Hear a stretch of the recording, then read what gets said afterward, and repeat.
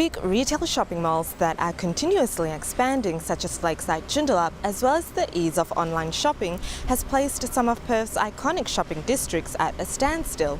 High streets such as Rockaby Road in Subiaco and Bayview Terrace in Claremont have all been quoted as dying.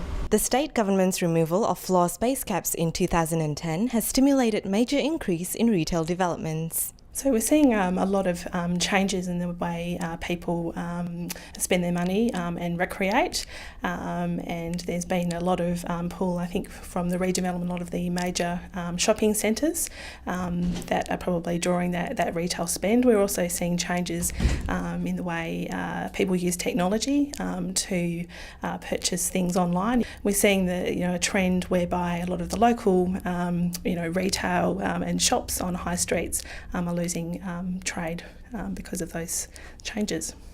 With the large retail centres, they obviously can have a greater control on the retail mix, and certainly there's a lot more sort of buying power and marketing done with the larger major chains, so Humire, Woolworths, etc.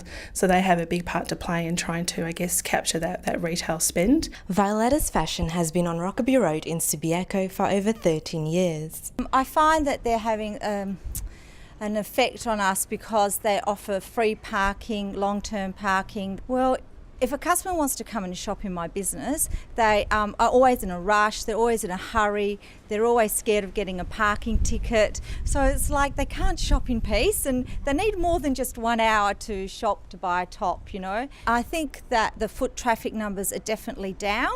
I think Claremont has had a negative effect on us because they offer 3 hours free parking, and then also now Watertown, they're also they've done really well lately as well, because people, when they go to Watertown, they're on a mission to shop.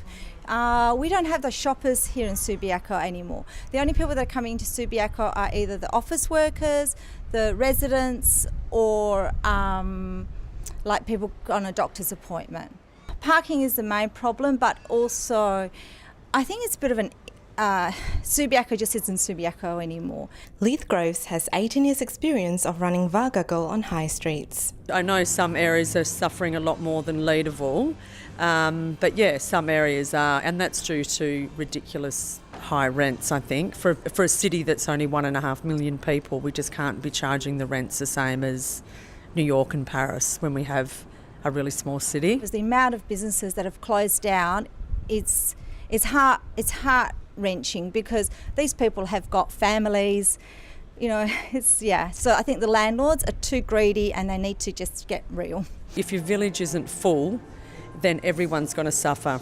You've got to have a butcher, you've got to have a florist, you've got to have your IGA, you've got to have fashion, you've got to have records. That creates a village. And when the rents get too high, the village becomes empty, and then no one goes to the village. And that's the problem, the big problem, I think, with Subi and, even Beaufort Street maybe, even parts of Claremont are empty.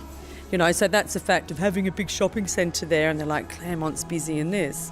Half of it's dead and no atmosphere. Look, there's probably not one approach. It's going to be local governments working with landowners. Often you have not one landowner that would own a lot of the land or retail fronts in these main streets. It's also working with the local community, making sure that there are other activities and opportunities, things like closing off roads for farmers markets on a Saturday or Sunday, creating festivals, creating other sort of unique environments that attract people to those particular places. And pop-up shops is another concept that's been trialled in a number of places quite successfully. So that's something as well. It's probably better to have some sort of activation, in these particular areas, and sort of having high vacancy rates for a very long time. So you have to shop local, support your IGA, support your florist, support your butcher, support your fruit and veggie guy, your shoe shop, your dressmaker, because it all dies if you go to big commercial places. The money gets taken overseas. In hopes of preserving local businesses on high streets, changes proposed must be quickly implemented in order to catch up to Perth's rapid growth in shopping landscape. I'm Azyan Arzelan reporting for Undercurrent.